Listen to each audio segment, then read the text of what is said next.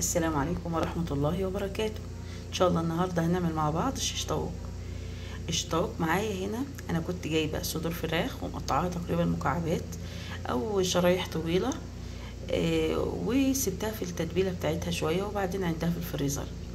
انا هنا عندي حط على صدور الفراخ ديت لبن رايب وصلصة، الصلصة اللي هي بتاعت الطعام العادي كده عشان تديلها لون احمر جميل وطعم جميل.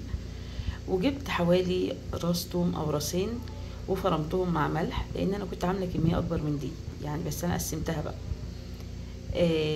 راس توم وعلى ملح على كمون على زنجبيل، على شويه خل حلوين كده مع ليمونتين، وضربت ده كله في الخلاط طبعا او في الكبه وضفتهم عليه وفضلت اقلب كويس جدا جدا جدا.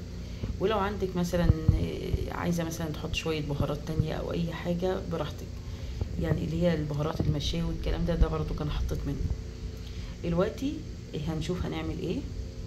هنا بقى انا مجهزه كام بصله قطع كده زي ما احنا شايفين، وطماطم وفلفل اخضر. طيب افرض عندك فلفل الوان، عندك مثلا جزر، يبقى جميل جدا برضو في الشيش طاووق، لان الشيش طاووق اكله حلوه قوي وخصوصا للاطفال، وبيبقى شكلها حلو يعني الاولاد بيحبوا ان هم يمسكوا العصيان وكده وياكلوا بيه. الطماطم انا ممكن اسيبها كده بالميه بتاعتها او اشتل اللي هي القلب بتاعها منها، بس انا بسيبه عشان يعني ايه، ببقى عايزه اللحمه بتاعتي تبقى طريه شويه تاخد سوائل كفايه. يلا بينا نشوف هنعمل ايه. دي عصيان الشيش طاووق بتاعتي، لو انت مثلا جايباها جديد او حاجه ممكن تنقعيها في ميه او تدهنيها زيت او اي حاجه، بس دي عندي بيبقى لها فتره كبيره.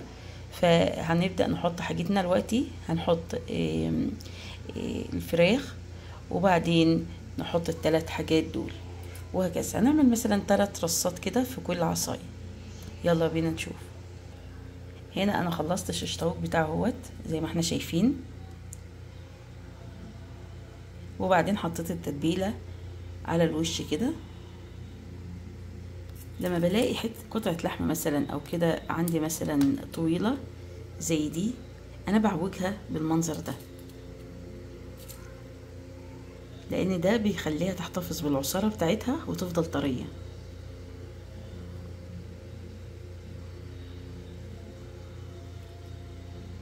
وبدخلها الفرن وبسيبها كده تتحمر. وطبعا على فكره كان في التتبيله برضو الكركم هو اللي مديلها اللون الاصفر ده. طيب لو انت مش عاوزه كركم مثلا وعاوزه اللحمه بتاعتك تتحمر كانها مشويه او كده عادي مفيش مشكله، بتستغنى عن الكركم وبعدين بتحطيها في الفرن وتسيبها بقى تتحمر كده وتاخد وش جميل، وتقعدي تقلبي في العصيان ديت وهي على النار. وشكرا لكم والسلام عليكم ورحمه الله وبركاته.